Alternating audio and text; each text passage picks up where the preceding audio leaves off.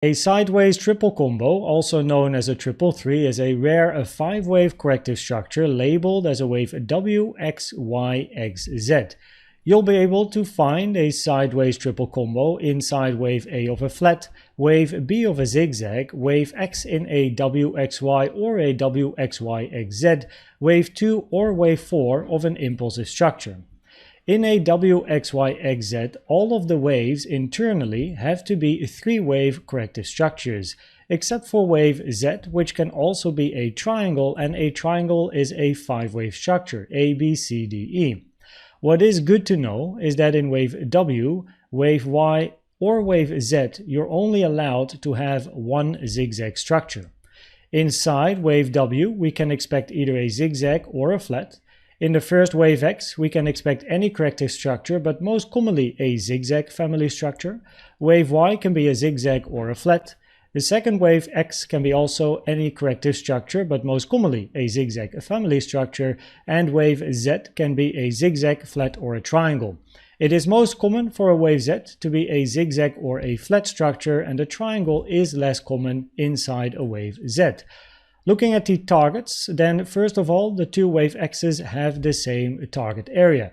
The most common target area for your wave X in a sideways triple combo is between the 786 and the 1.38 Fibonacci, taken from the start to the end of your wave W, or for the second wave X, from the start to the end of your wave Y. The golden pocket is only a little bit less likely as a target for a wave X, and the 0.5 is uncommon.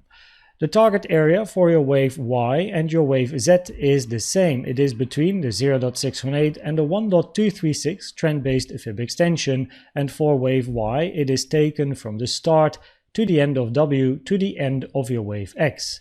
For wave Z, you take it from the start to the end of Y to the end of your wave X. However, for wave Z, you will also be able to take it from the start to the end of wave W to the end of your second wave X to potentially increase your target area for your wave Z. A second way to get an idea of a target for wave Y or Z is to use the 786 to the 1.38 Fibonacci taken from the low of your wave X to the high of your wave X for wave Y, or from the low to the high of the second wave X for your wave Z.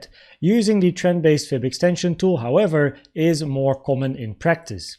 When looking at time and comparing the different waves in time, then preferably each following wave finishes at least after the 0.382 Fib-time of the previous structure. So when we look at wave W and wave X, preferably this wave X is finishing at least after the 0.382 Fib-time of your wave W, which you take from the start to the end of your wave W.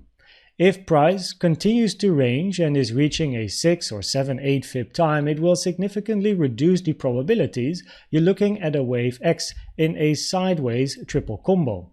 For wave Y, the most common target area is between the 0.618 and the 1.618 Fib-time, taken from the start to the end of W to the end of your wave X. A minimum target for wave Y would be the 0.382, and if price continues to range in wave Y and is reaching a 5, 6, 7 Fib-time, it will significantly reduce the probabilities you're looking at a wave Y in a sideways triple combo. For the second wave X, you again want to at least reach the 0.382 as a minimum target, as it is very rare for structures to finish before the 0.382. And if the second wave X continues to range to a 6, 7, 8 Fib-time, again it significantly reduces the probabilities you're looking at a wave X in a sideways triple combo. For your wave Z, the most common target area in time is between the 0.618 and the 1.618 Fib-time, which you can either take from the start to the end of W to the end of your X, or from the start to the end of Y to the end of your wave X. Using both of these measures at the same time can enlarge your target area for wave Z, making it a little bit easier, giving a bit more flexibility to time. Wave Z preferably ends at least after the 0.382 Fib-time, and if wave Z is continuing to range to a 5, 6, 7 Fib-time, it will significantly reduce the probabilities you're looking at a wave Z in a sideways triple combo. The volume in a sideways triple combo can be incredibly tricky because inside W, X, Y, X, and Z we have internal structures and they have their own volume profile. Inside wave W, we can look for a zigzag, an ABC, or a flat structure, and the volume in these structures is different. Wave X can be any corrective structure. So generally, the volume is not really used in a WXYXZ. Of course, it is used when checking the internal structures inside WXYXZ. But what is common is that in a long corrective sideways structure, the volume generally in the market tends to go down as people eventually wait for a breakout to come. I will now show you all of the different variations of a WXYXZ, starting with the two examples where we have a zigzag in wave W, followed by the 5 examples when we have a flat inside wave W. All of these examples have wave Z ending at the low, after which we expect price to move to the upside. So of course, for each example, you can flip it depending on the market structure. When we have a zigzag in wave W, we know, following the rules, that wave Y and wave Z cannot be a zigzag structure. For the sake of simplicity, I put a zigzag in every X structure as that is the most common pattern in a wave X. So what we're looking for here is a zigzag in W, zigzag in X, flat structure in Y, zigzag in X, and a flat structure in a wave Z.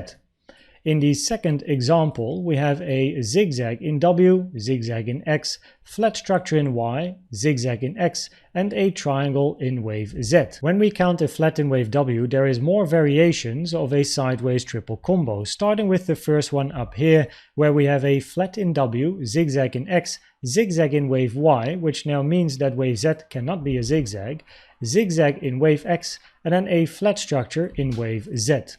In the second example, we have a flat structure in wave W, zigzag in X, zigzag in Y, zigzag in the second X, and a triangle inside wave Z.